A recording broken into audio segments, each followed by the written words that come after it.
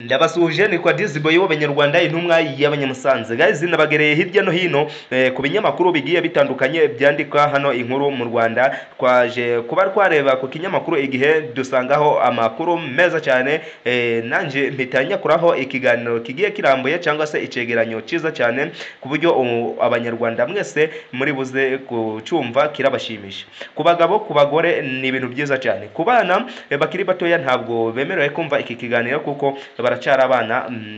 Hari bimwe biranga umwana n'umugabo bigiye bitandukanye, dore ko umwana atumva aya magambo ariko umuntu mukuru akabasha kuba yamenya aya magambo ngiye kuba nagusomera agiye atandukanye nakuye ku kinyamakuru Igihe.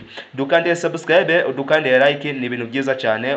Verifie neza ko wafunguye ako kazogera kugira ngo ikiganiro nk'iki ngiki twabakoreye ntikijye kigucika.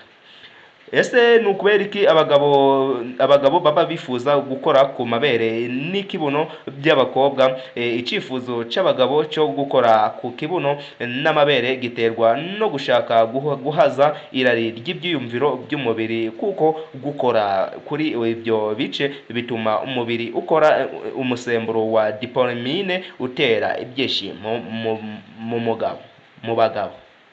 Ese ni iyihe mpamvu abagabo bakunda gukora ku bibuno by'abakobwa cyangwa se ku mabere? Ese hari impamvu waba uzi icyo kibazo naba nkikubaje, cyangwa se icyo kibazo ibinyamakuru byaba byacanditse?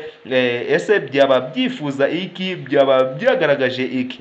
Ndagira ngo ni mwebwe muradusubiza muri komenti. Ni ibintu byiza cyane. Dukande subscribe, dukande like. Hejuru y'ibi buriya mu miterere yabo karemano y'abagabo bakunda umugore ufite imiterere igaragaza ko afite ubuzima bwiza cyane, kandi ashobora kororoka no kubyara abana bafite ubuzima buzira umuze. Kandi ikibuno n'amabere binini ni bimwe mu bigaragaza umugore mwiza cyane kandi umugore uhamye.